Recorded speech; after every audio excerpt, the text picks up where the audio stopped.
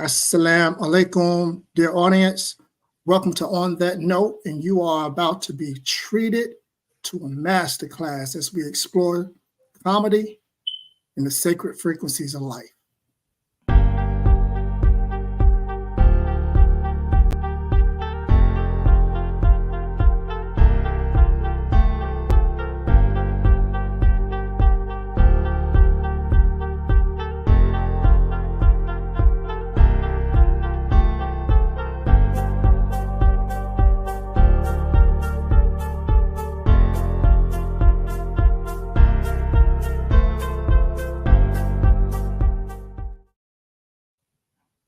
Salam alaikum, everyone. Welcome to another edition of On That Note, where we discuss music, comedy, and the creative arts to inform, empower, entertain, and heal. And we do so because there is a duality in today's topic of music and comedy and the arts. And that duality is represented in influencing culture and therapy. That's right, therapy. Now, some of you may be wondering, why therapy? Well, the answer is captured in the phrase. Well, sometimes I got to laugh to keep from crying. And this demonstrates that there is medicine in laughter. And today we have none other than the tactician of laughter. He is an educator, a comedian, lecturer, anti-racism advocate, and as we in the Muslim community would refer to him as, he's a very good brother, a good brother. Help me welcome into the doors of On That Note, our dear brother, Preacher Mars. Welcome to On That Note, Aki. Salam alaikum. Wa alaikum assalam wa rahmatullah wa barakatuh. Shout out to the On That Note audience, On That Note land, Brother Edrees. Thank you so much for having me on your platform. I hope that you're doing well and the family's doing well. Again, excited to be here and share some ideas and share some thoughts, share some concepts. And let's get to some truths. Alhamdulillah. Hey, Preacher. So listen, I'm going to start off. I've been knowing you for some time. Yes, sir. In many different areas. But your area of expertise, I should say one of your areas of expertise is comedy. You've been in the business for a very long time. Extremely long time. Tell me what drew you to comedy.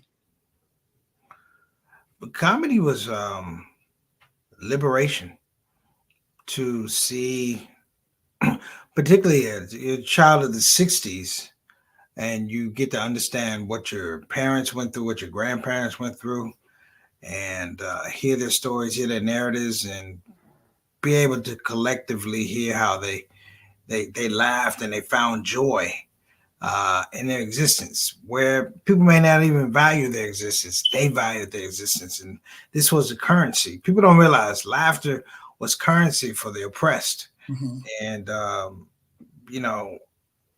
this is just a great appreciation for the ability to make people laugh, but also the ability to understand everything that goes into a laugh. Is different for everybody. It's like a different gumbo pot for everybody. Mm-hmm. And just trying to find, in some regards, that algorithm that works across the board has always been fascinating. Yeah, I was doing some reading, and we're talking about, say, for instance, science, right? And they were saying how when a person laughs, what happens in the body, it releases those endorphins to make them feel good. And I was sitting back and I was thinking about the hadith that says that a smile is Sadaqa. So I'm going to ask you, yes, if a smile is Sadaqa, then what is laughter? I think it's amplification, man. When you hear people laughing, you know that charity is taking place. Yeah. But it's also an invitation. I think of laughter as always as a form of dawah. You tend to gravitate to where people are laughing, not where people are grumbling and complaining. Mm-hmm. The church, well, if you've ever been in church and the reverend gets off a good joke in the middle of a sermon, it just lifts it just lifts the whole presentation. Yeah. Because he's saying, I'm going, while I'm on this pulpit, I haven't forgotten that I'm down here with you guys. Like when this is over, we are people. We are creatures of God, and we deserve to engage and again, exact joy on one another, however we want to get there. Yeah. So, it's amplification of joy. Yeah. I laugh sometimes it's sarcastic, sometimes out of joy, but I find the laughs out of sarcasm hilarious too, because it gives you this mind spring of how you're thinking about things differently. Yeah. I mean, I prime example, man. 3:45 in the morning. I'm up. My phone rings. I look at the caller ID, and it has a number, but on the caller ID it says prison/jail. And in my mind, I'm thinking, I don't have either one of these in my contacts. So who got locked up? So I ain't no need to answer. I don't know prison jail. Why are you calling me so early? Now the funny part was I didn't answer it. But the Muslim part takes over, like somebody could be in trouble. Now you got to call people you think might be in jail. Now, here's the question. Yeah. Did you wait until at least 7 a.m. or did you call them in that moment? Nah, I waited till lunchtime. I'm like, hey, you might as well get the full experience. Yeah, but it was just things like that. Like, I don't know. I don't know prison jail. I don't want to associate with prison jail. And it's funny. I called a guy and I'm like, hey, man, you good? And he's like, yeah, man, thanks for calling. I'm like, I'm not even gonna lie, man. I was just calling to see if you were locked up. I got this call from prison jail. Oh, wow. I'm not saying anything about your character. But I'm saying something about your character. But what was his response? We just bust out laughing, man, because he's been incarcerated before. I'm like, hey, man, I'm glad it wasn't you, But I got the call. It's funny, people call you. That's the bottom. I shouldn't be laughing, but that's like the bottom rung for a lot of people. Yeah, I'm reaching out. I hope somebody answers this phone. And it's like, wow, of all the numbers you could remember, you remember mine, huh? Great. But you know what, though? It speaks volumes about you. And also it speaks about your commitment to others. Your activism is what I'm getting at. Yeah, no, I think that's a thing also. Because the guy I called laughed, but he has called me from that situation. Yeah. He has reached out from that situation. And I do have a fair amount of guys that have been in and out. Sometimes from time to time they get themselves in trouble. This happens. Yeah. I think so, as much as I said I didn't answer the call, I did check around. I think many of us have that experience. It's a part of life, right? Mm-hmm. It's a part of life. You mentioned comedy as ministry, preacher. Yes. And I just spoke about your activism. A lot of people may not know about a lot of the work that you do in the community to raise awareness on various topics, right? One in particular is when we were out in Chicago. Mm-hmm. You can speak to it or choose not to speak to what you did to raise an awareness there. But the question that I have for you is, has comedy always been like a ministry for you? It's a great question. Yes. A lot of people, and this maybe be hard to translate here, but a lot of my comedy has so much to do with questions in my life that have been unresolved. Mm-hmm. So race is always going to be an issue. Some aspect of faith and belief is going to be an issue. So there's going to be some issues about our community, how our community acts reacts or doesn't act at all. Those are things that have always torn at me because you're a thinker. Mhm. You're a thinker, and so these things are, they have so much to do with your cognitive surplus and what you hold on to in terms of a value statement, what's important to you, and how you address things. I, we go through periods like I'm a convert, revert, whatever you call it, Muslim, but there were so many things that led me to Islam because I was dealing with so many things that weren't resolved in that current iteration of Christianity for me. And I couldn't find people to give me answers. Interesting. So it gives you, and sometimes comedy is the thing that gets you through the door. It's a calling card. Yeah. It's not hard to make somebody laugh. If you know what you're doing, it's not that hard. First of all, you're not going to make it about you. You're going to find out about a person. They're going to give you the tools to make the joke for the engagement. You're going to take that and you're just going to give it back to them. And that's what it is. Yeah. So much so. I complicate it because I'm a failed musician. So there's so many other aspects of a joke or a concept that have to be there in place. This has to have a certain type of tonality. Sonically, this has to sound like this. You have all these things. They're your peculiarities. They're your nuances that you bring to it, but they're yours. Yeah. And I'm like, that's what gives you something very, very, very distinct. Like I love Red Fox, but Red Fox always talked like it was a jazz riff because he was a jazz singer. And you can see when he used to be on Sanford and Son, he saved scenes with a look, or a smile. The scene was going nowhere. He would pick it up and put it on his shoulders. And, he knew how to do that. He had this impeccable timing that I'm still trying to recreate in my later years. I feel like I have good timing, but I don't have Red Fox timing. I don't have true jazz timing, but I'm getting there, inshallah. But the point is you're trying, you continue, right? And I think you're always trying to, in some regards, people say the word reinvent. I don't think it's reinvent. I think you're trying to reassess and refine.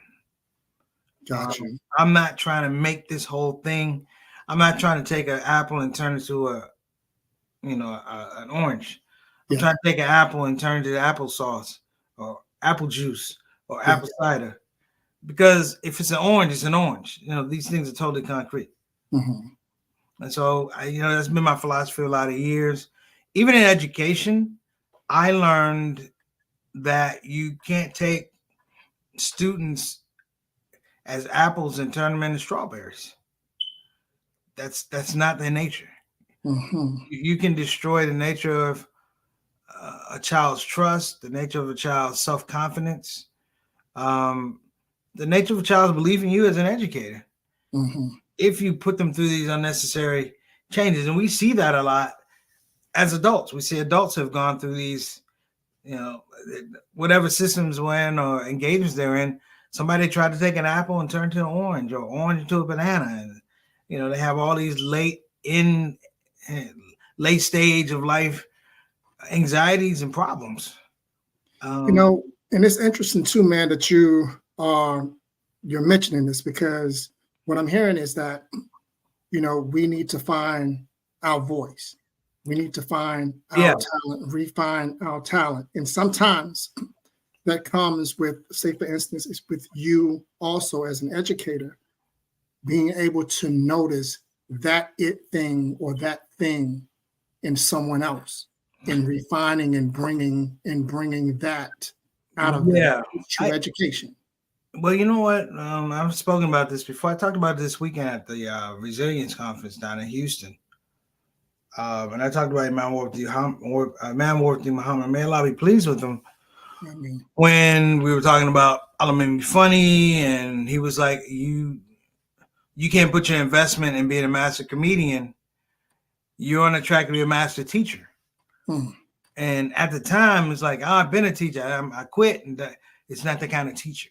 It goes something to what you said. You have to be able to recognize talent around you, recognize particular skills around you, cultivate that skill because you have a much bigger mission. It's bigger than yourself, right? Mhm.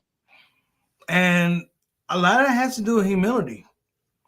You've got to go out and find people who are in this skill set better than you, Mm. in these talent areas better than you. Uh, Either one to do the job or two to learn. You know, we're in a culture now with social media that there's a deficit in learning urgency. Mm. You know, we don't want to learn. We want people to give it to us. Yeah. And the visual cheats us. You know, the visual, the TikTok and the Instagram is scrolling up and down. It gives you all of these visual narratives, but you're not investigating. Mhm. And one aspect of the comedians I love and adore, particularly my mentor, Mr. Dick Gregory, was Mr. Gregory. Mr. Dick Gregory was a guy that woke up every day and he read 4 or 5 newspapers, Mm. constantly engaging, constantly investigating. He's a comedian who taught me how to cross-reference something in comedy Mhm. that you can watch. You can be on a show sometimes. No knock. You can be on a show sometimes with black comedians and something is hot.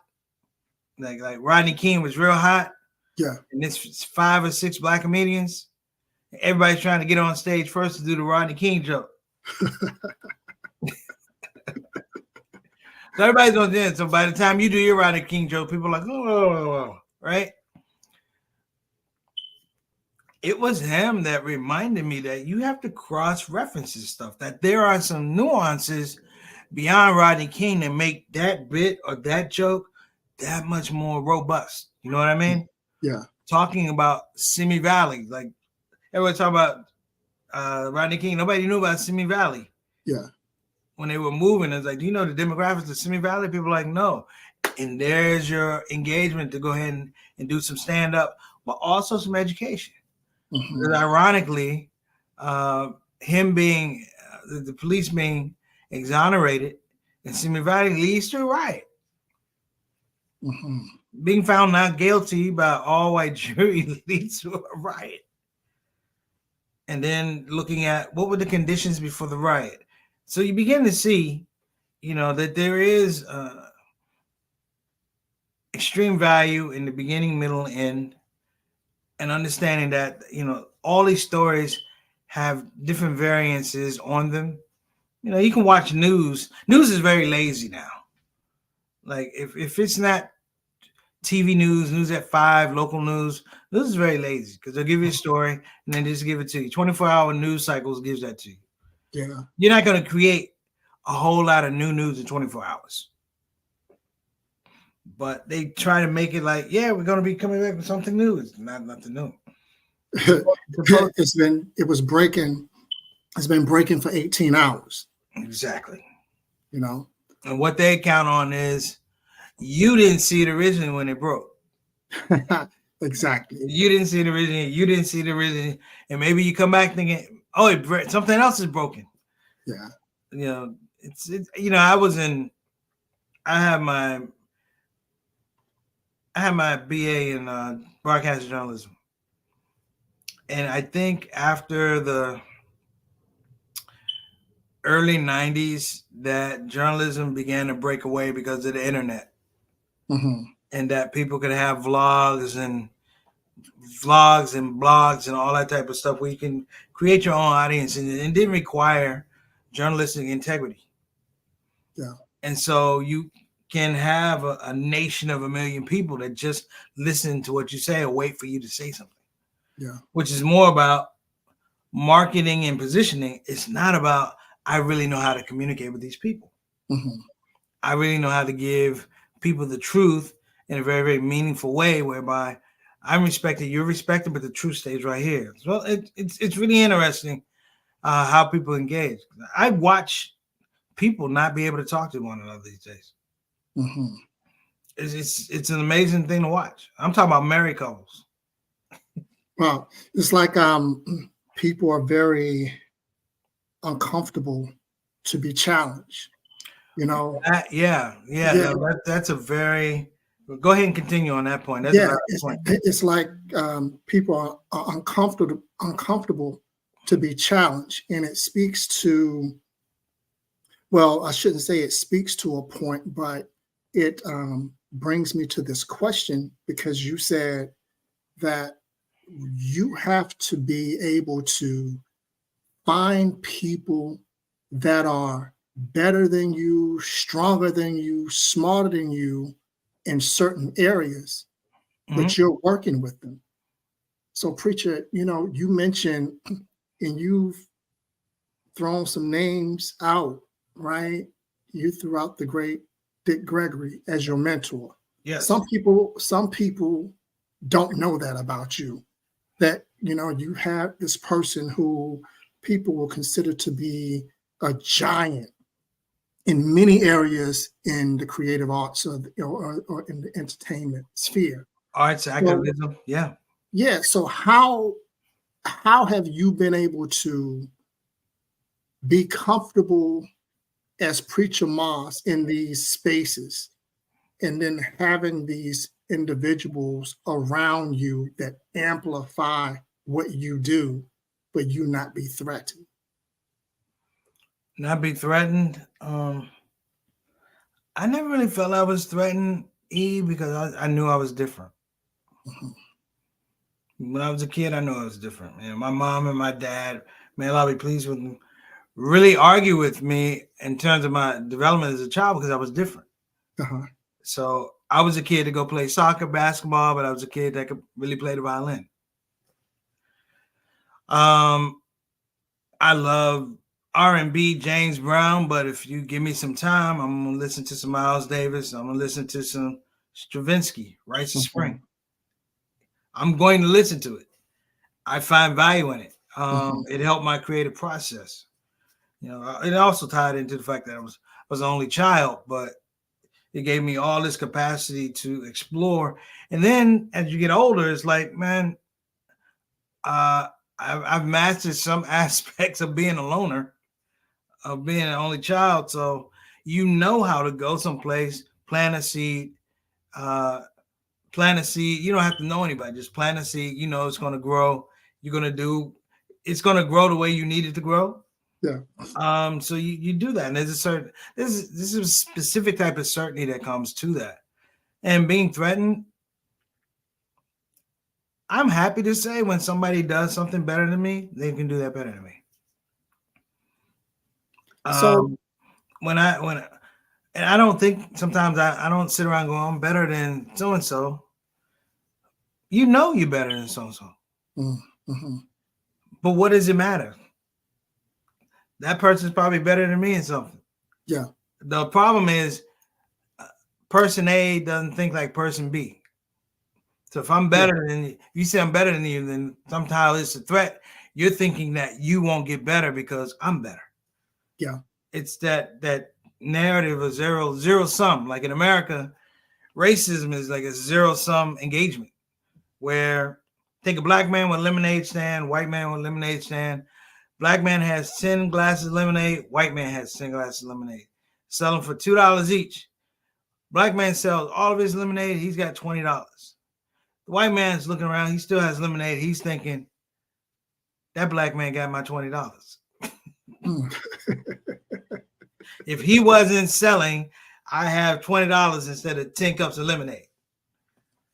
yeah, And we do have that's in race, but we have that in interpersonal relationships. yeah. We That's right. have people that go, if someone so wanted, comedy is cutthroat.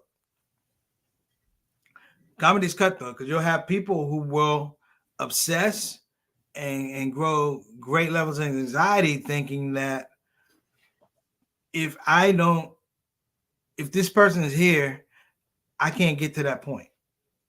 And at some point in time, oh, you're a gatekeeper, you're blocking me, or you've heard it all the time. I think one of the more beautiful stories is Miles Davis and called John Coltrane. At a certain point in time, Miles Davis looks at John Coltrane and his spiritual development, along with his musical journey and his musical courage, At some point, he realizes that guy, I can't keep him in this band. I cannot keep him in this band. His sound is way too big. And then Miles Davis is like, I'm not fighting with you. Let's do these last couple of dates and do your thing. Wow. We don't have enough of that.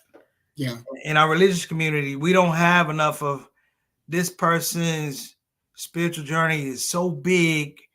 We need to support that. It's let me put you in the headlock, because you could surpass me. It's not even surpass. You need people metaphorically to go ahead of you to show you the way. That's true. That's right. You need people. It's like a long drive. The drive is 24 hours. Well, if I'm good for 8 hours, why am I trying to do 16? Yeah. Let me do 8, maybe 9. Turn it over to somebody. Let them, and we're not thinking that way in terms of just a teamwork structure. So I've learned the hard way, but I've learned the hard way, but I learned the God way that you do have to do that because your skills are your skills. Every day you're trying to get better at something. Yeah. Whether it's running, I'm trying to run an extra 1/10 of a mile. Whether it's conversation, I'm learning. This wouldn't be a good example here, but I'm learning not to talk so much, learning to listen more. Yeah. Brevity in the conversation. I listen to how I have conversations now. It's like, okay, cool. I don't want to waste words. And I don't want to waste people's time. Saying no, the art of saying no is a very hard art because everybody wants something, right? Yeah. And you got to learn how to say no because people want what they want. We romanticize that I give you what they want and we're going to be good. No, they're going to be gone. It was as close to zero sum as you could get. Listen, man, excuse me. Mm-hmm. You mentioned the great John Coltrane. Yes. Right? And you also mentioned that you are a failed musician, but I beg to differ. I beg to differ only because, I think about, you talk about thinking differently, right? And I think about music differently. I always tell people when I think about the word music, I look at how the word is constructed. And when you put IC on the end of the word, it means that it's like a thing. Mm-hmm. And what that means as it relates to music is the word musing, to ponder, to reflect, to meditate, right? And that speaks to the heart of everything that you're talking about with what you do with your comedy. You talked about, and I'm paraphrasing here, finding your lane, finding that sweet spot, not really looking at what's really being presented, what are we missing here? Because that's where the rubber meets the road. True. And so what I see, with you is you were able to connect your music, how you feel about music, you as a musician, but also connect that with your comedy when you did Love Supreme. Yes, sir. The comedy show, right? And so what I want you to do is to speak about that. Tell people what that show was about and why that was important. Love Supreme Anatomy of Gratitude was my opus. If I never did stand up again, as long as I did that, I was going to be happy. And it was the history of not just the show, but the guys who were on stage with me. Mm-hmm. Those guys, they're 20 plus year relationships. Mm-hmm. With my guitar player, I met him in 93. My drummer, I've known him I knew him since I was 4. And we have been talking about this thing me as a comedian, them as musicians, we've been talking about this thing for years. And it really got to a critical point. Like, we're getting older. This is the best time to do it. We had the money. But here's the thing that was really important. When I thought about converting to Islam, I fell in love with the choral chant in Love Supreme. Mm-hmm. And the storyline that when you listen to Love Supreme, you hear a chant, Allah Supreme, Allah. And then if you listen carefully, it's Allah Supreme, and on a flat note, right? Yeah. It was this embodiment. Listening to Love Supreme is like, that is almost like the history of Islam in America. That the African had to tell the world Love Supreme, but inside it was Allah Supreme. Yeah. And it was this whole idea of rebirth for myself. Well, keep in mind, I was already a comedian, but it was this rebirth and this authenticity that God can reframe our existence without killing us, without putting us through torturous change, but giving us this love and compassion. And sometimes you can get love and compassion and still go through torture and pain. I just want everybody to know that. Yeah. But it was this sound that was peace. And I say sound, not noise, sound. Sound is natural. Noise is imposing, but it was this music and it was the sound was very inviting and engaging. And it spoke to me on a very personal, spiritual level. That when I came out of it, I felt like I was connected to the universe in a way I'd never been connected before. Wow. And it opened me up to do and think differently. Wow. That I'm going to engage this religion. When we had the Nation of Islam, you could take a look or a picture of Elijah Muhammad. You could look at Malcolm. There's no pictures of Prophet Muhammad, peace and blessings be upon him. And the congealed thought that this is okay. Yeah. You realize that as a Black man in America, everything you do, everything you believe is really based upon you've got to see it. Mm-hmm. It's got to be tangible right in my hands. So my religious identity has to be tied into that man over here, this church over here. And I remember the freedom of being Muslim and just going to a masjid. Not my masjid, any masjid. Mm-hmm. Showing up and knowing that you were part of a citizenry, you're part of a group of citizens. Yeah. Well, and they don't have to know your name and you ain't got to exchange numbers.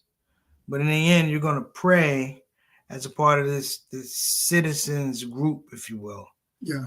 And, you never did that. When you think about when you were in church, you're Christian, you went to your Christian church.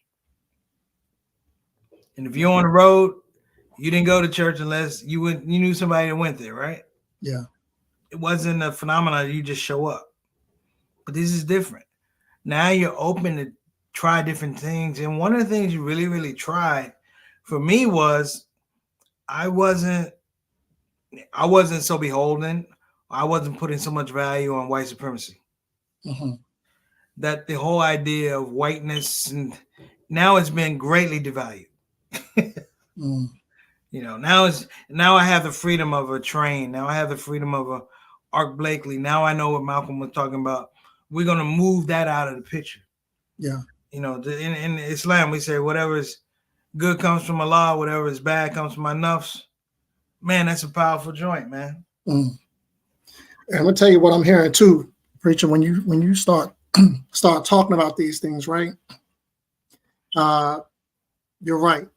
We come from a culture where you, as you stated, you have to be able to see it, touch it, smell it, those different types of things. Mm-hmm. And once I was awakened to the Deen of Al-Islam, those tangible things they're no longer external, they're internal. And and kind of how I look at these things now is intangibles are real too. It only means those things that are internal, but they're still tangible. Right. These are feelings. You talked about liberated. I felt liberated. You talked about being connected to something greater than self.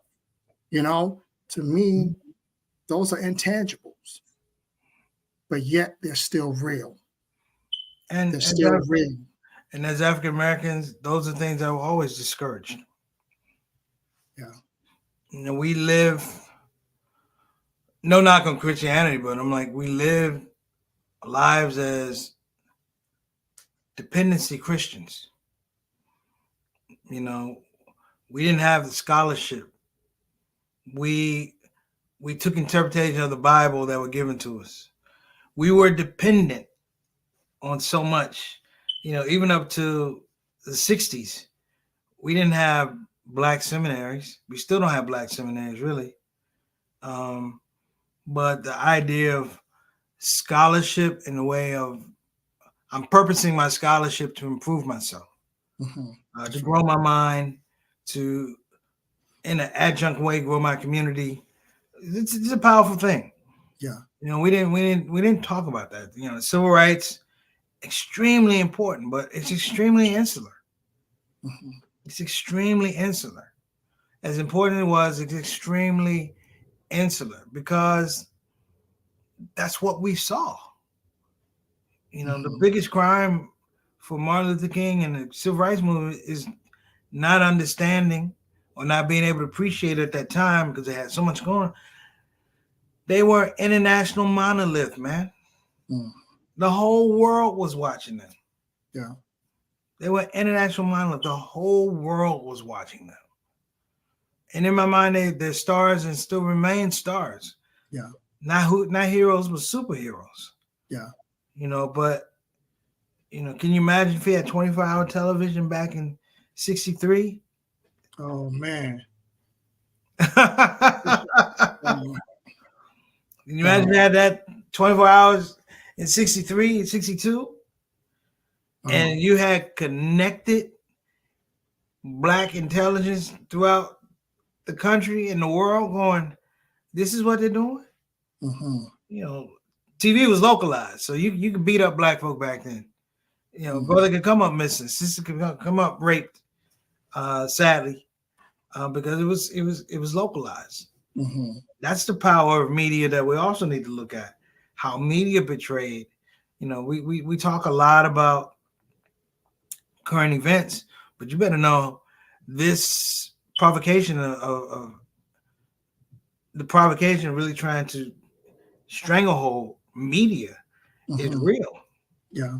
It's 100% real. Yeah. Yeah. And it goes back to what we were talking about as far as being able to look behind the curtain. Then also on the flip side of that, finding your voice. It's like my mentor Harry Weber said one day. I asked him, I said, sir, he said, what do you want to do? I said, well, I want to improve the image of Muslims in America. And he said, you can't do it. And I'm like, what are you talking about? Of course we can. He said, no. He said, let me help you out. He goes, how much money do Muslims put into their own image? Wow. Double down. How much money do black folks put into their own image? Wow. That's a tough one. So preacher. So you're leading me into my next question, and maybe what you just gave me is the answer. But the question is, what has been the best advice given to you as a crafter in the creative arts or in the cultural arts space? And if you can share who gave it to you. Well, it's two people. Dick Gregory said something on his 80th birthday. He was performing. I was blessed enough to be the host for his 80th birthday party show, Washington, D.C. Okay. And we were sitting backstage. And he said, this work gets lonely in terms of activism. He said, especially when it's wrapped around comedy. Because, you know, he was a comedian for Malcolm, Muhammad, Elijah, Medgar Evers, Martin Luther King. He was their favorite comedian. Mm-hmm. He said, if you're not careful, not only can you outlive your purpose, but you can outlive your contemporaries. Cool. So I'm very, very wary of that. Because you can become out of fashion just like that. Yeah. And Harry Weber said something to me, and if I'm being redundant, I apologize. Oh, you good, brother? Specifically about Black people. And he said, in the love and the service of Black people, you must understand this.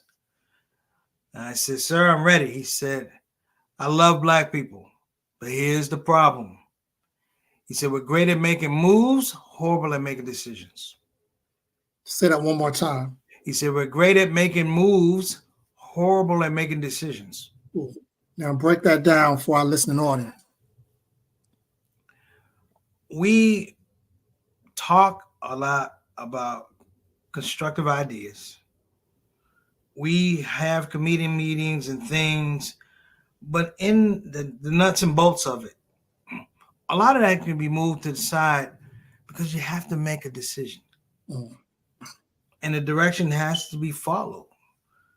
And the same way Mr. Gregory talked about that purpose and outliving your contemporaries, you may move beyond that purpose. Mm-hmm. And you'll find yourself in some very, very compromised, sometimes very, very lonely spots because this is the direction you chose. The marketplace is full of people who don't make decisions.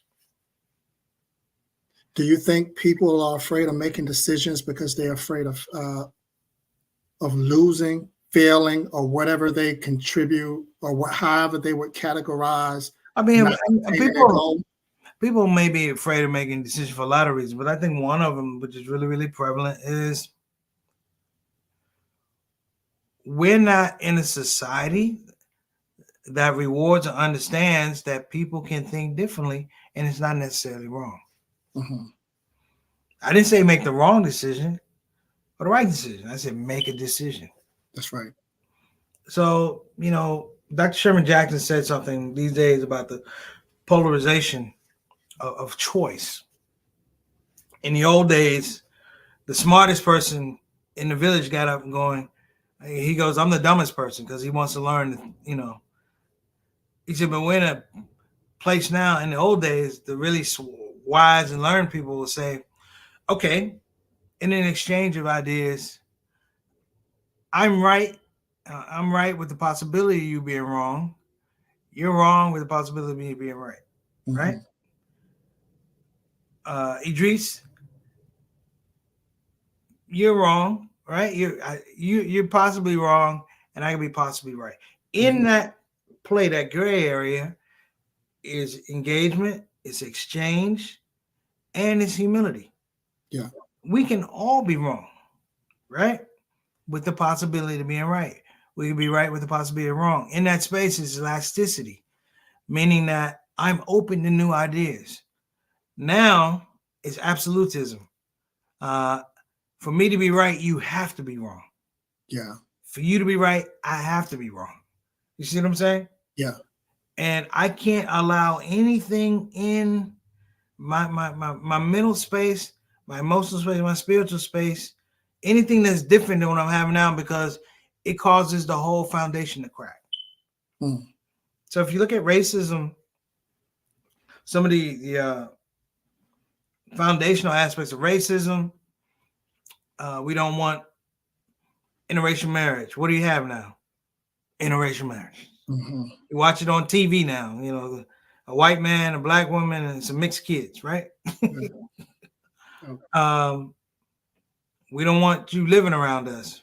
What do you have now? We all live together. Yeah. The economy figures that out. Education, separate but equal. It's not separate but equal. You realize that you need Black diversity, Black thought in these schools, not just Black bodies. You need people to challenge and think differently. That's correct. So, but it's always a fight though. And I think that's the thing. It's always a fight. This is Black History Month. What is Black History Month? Black History Month in a nutshell says, damn, we had to fight for everything. That's what Black History should be. It should be, damn, we got to fight for everything, Month. I got to buy a house. I got to fight for a house. I'm going to fight for a house you're not going to live in, right? I'm fighting for a house you're not going to live in. You're not going to come around. But somehow you have something to do with it. And I mean, and that becomes the larger problem. We see it on TV. And we see it on TV. The Nazis were great at deception because they made people believe that this is the way, not it is, but it has to be, and it gave them elasticity. Mm-hmm. That's what they were good at. This Aryan nation is the perfect nation. You ever take a look at Hitler? That's not an attractive man. He doesn't have yellow hair. He doesn't have blonde hair. He's not statuesque. He's not muscular. But this is the dude telling you about the Aryan nation. Mm-hmm. And that's because people have blinders on. People have blinders on. And as a result, we get these very, very skewed personalities, these very, very unstable governments, these very, very, I want to say corrupted idealists about other people's humanity, other people's right to life, other people's right to freedom and happiness. And that becomes their whole thing. That anxiety is, not only can I not think differently, I can't let you think differently. Mm. So when you look around the world, we see these pockets of huge oppression, Palestine included. They're trying to create for the next generation that this is the best it's going to be. Mm-hmm.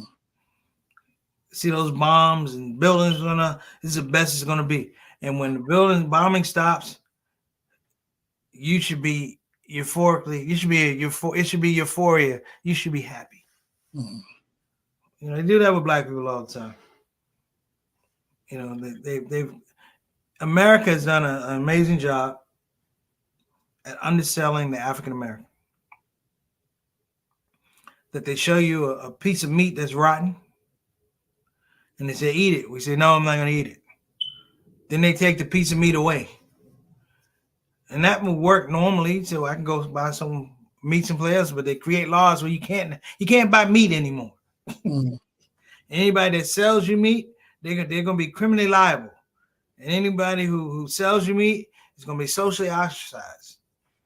And now when they put the meat in front of you, yes, you're hungry, but now you have all the pressures of everyone else who didn't stand up for you, all the pressures of everyone else who didn't say it was wrong. Mm-hmm. And these are the people who lie and go on, eat that meat. It's not that bad. Mm-hmm. They don't have to eat it. You got to eat it. Yeah. And that's a lot of it. When you do stand up, your eye gets very cute. Hollywood is, we call it Holly weird. Mm-hmm. But in Hollywood, it's very systematic. If anybody thinks you have some kind of talent, whether it's the managers or the agents, even the other comics or entertainers, there's always a question of they'll ask you, what do you like? I say, what do you like? What do you love? Because come time for you to get yours, to shine, they're going to tell you, you can have it, but you're going to have to give up something that you like or something that you love. Mm-hmm. You're going to have to compromise. We're not going to take it all away from you. No, because they can't. The science is, I'm going to get you to give it to me. Mm-hmm.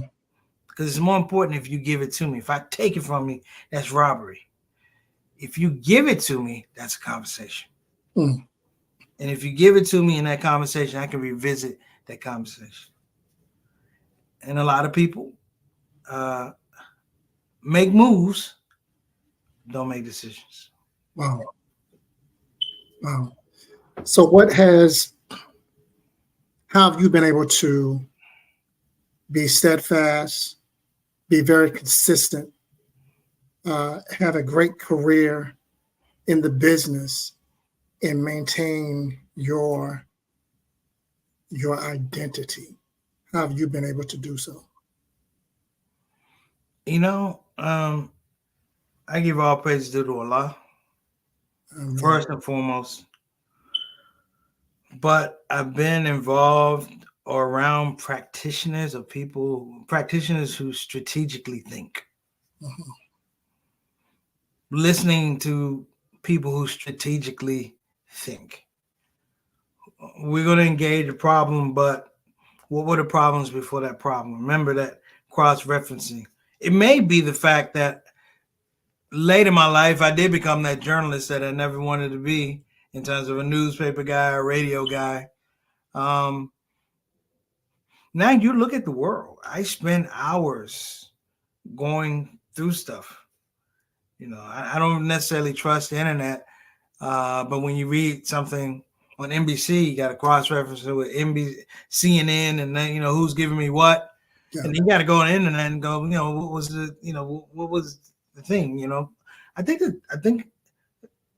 um, the thing that really has kept me going is I really, really developed a strategy to make sure people don't take my joy. Mhm. Mm.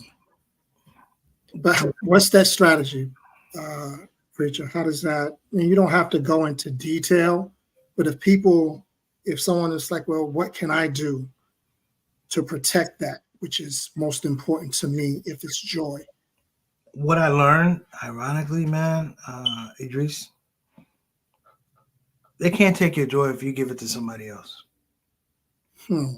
If you share it with somebody, Yeah. if you share it, you still got as much joy. Yeah. Allah's gonna give you that joy back. You know, people believe they could take. You can't take my joy. I have to willingly give it to you. Oh, I'm going to share. I don't even want to. I don't even want to share with you. I'm gonna share it over here, and I'm gonna watch joy around. Remember we talked about uh, being around people who are smarter or faster, or yeah. uh, well, joy applies the same way. That person could be more joyful. Yeah. That person could be happier.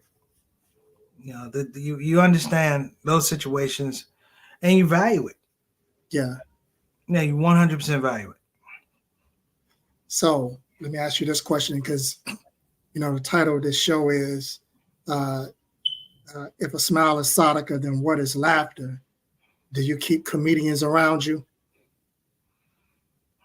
Ironically, I don't keep a lot of comments around me. Hmm. Ironically, I don't. I have great comedy friends, but they're friends first. They're brothers first. Yeah. Because I find I have really close guys, the comedians, but when we're together, we don't talk about comedy. Gotcha. And so Gotcha. we don't really talk about it. It's like musicians, you may play music, but you don't sit around talking about music. You talk about sports and things like that. Yeah.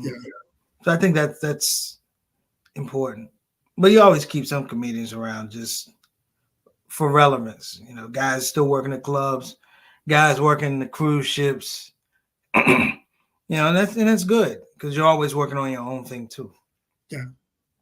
Hey, and preacher, before we get ready to close, Yes, sir. you know, I would be wrong if I don't ask you to tell people about, your show, the Shout Out Show, and Yeah. let them know how to find you. You can find the Shout Out Show on Facebook, Facebook Live, X, formerly known as Twitter. We're on IG Live now at 5 o'clock Central, 6 o'clock Eastern Time, 3 o'clock on the West Coast. The beauty of that show is a very organic show. It's not there for the likes. It's not there for the likes, it's there for the information. And we've just been blessed to produce. I'd say blessed. We have over 800 plus episodes of the show. Wow.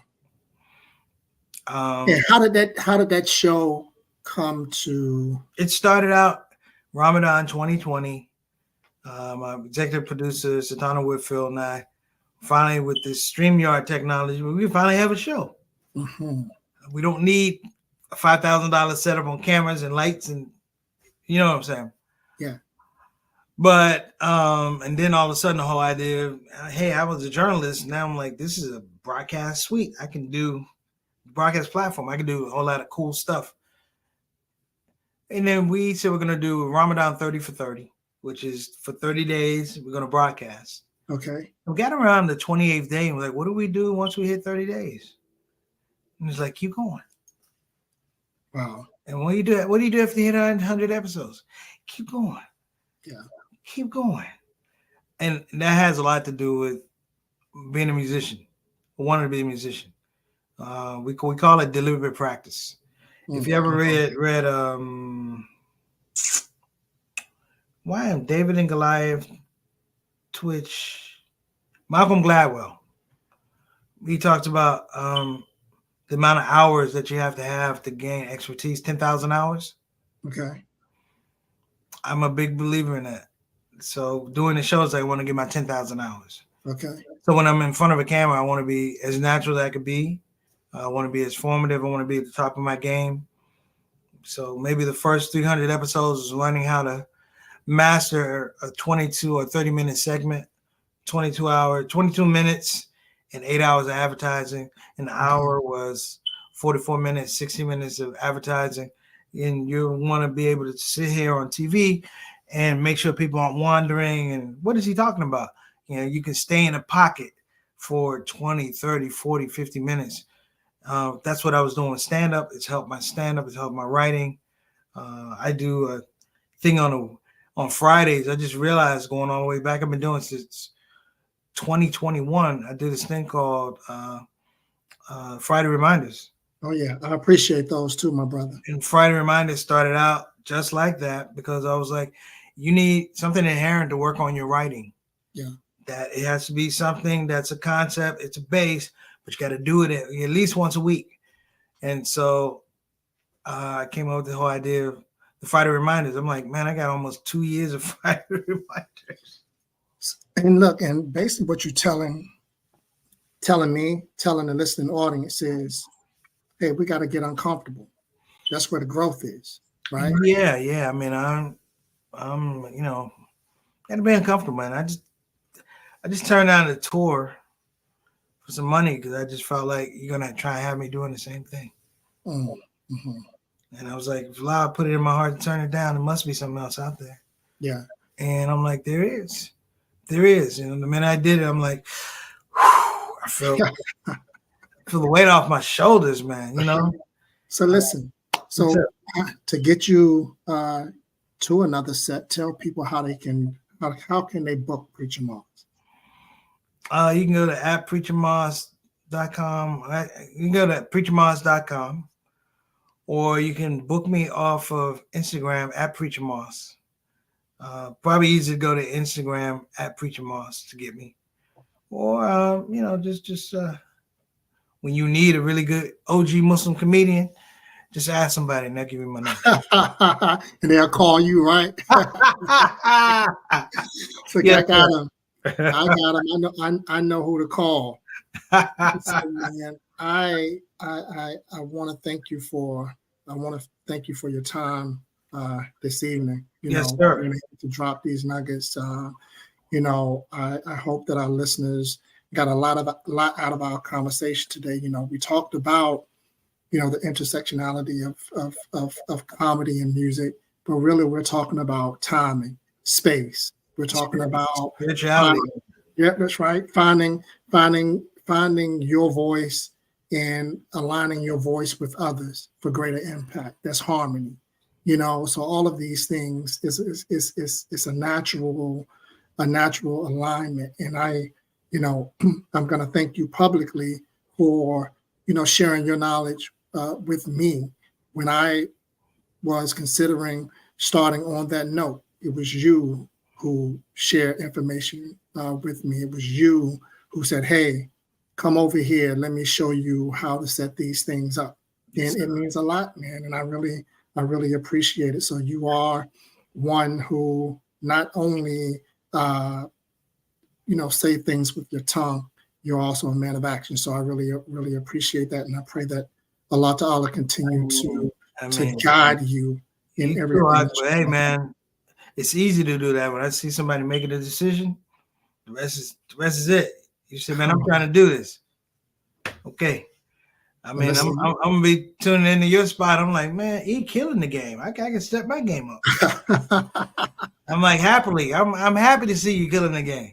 Listen, man. Well, I really appreciate it, preacher, man, for everything.